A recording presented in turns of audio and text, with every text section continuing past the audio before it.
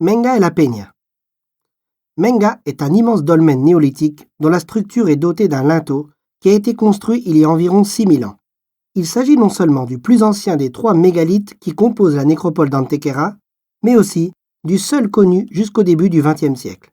Ces dimensions colossales à l'intérieur sont possibles grâce à la disposition sans précédent de piliers intermédiaires qui soutiennent les énormes dalles de toit.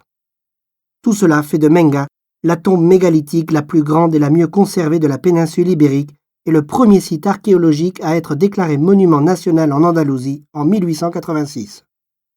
Mais s'il y a une qualité qui le rend unique au monde, c'est qu'il ne regarde pas une étoile au firmament, mais une montagne qui ressemble au profil d'un visage couché regardant vers le ciel, comme un défunt.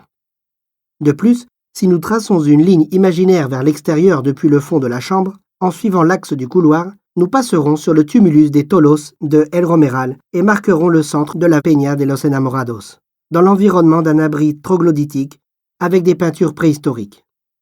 Il a été prouvé que cette montagne est le foyer de toute une série d'abris avec des peintures ou des graffitis préhistoriques, parfois dans des endroits très éloignés. De cette manière, la Peña fonctionne comme une référence visuelle et symbolique dans la plaine de la Vega fertile et forme, avec Menga, un véritable paysage sacré, où les repères naturels sont perçus comme des monuments et les constructions sont présentées sous l'apparence de paysages naturels. Menga a été successivement comprise comme une grotte, un temple druide, un dolmen, une tombe collective, une construction préhistorique, à partir des réflexions d'architectes comme Rafael Mijana, d'écrivains comme Ildefonso Marzo et Luisa Tennyson, ou d'archéologues comme Manuel Gómez Moreno.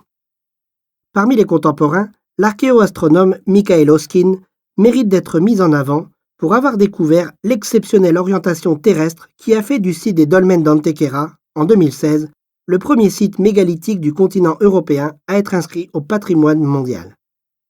Les recherches se poursuivent et tout en apportant des réponses, elles génèrent également de nouvelles questions sur l'origine de son nom, son processus complet de construction, la chronologie du puits redécouvert au début de ce siècle, la configuration et les usages de l'atrium d'entrée, sa possible relation avec la Lune ou le solstice d'été. La cosmovision du site des dolmens d'Antequera est toujours ouverte à de nouvelles contributions et explique et accroisse sa valeur universelle exceptionnelle.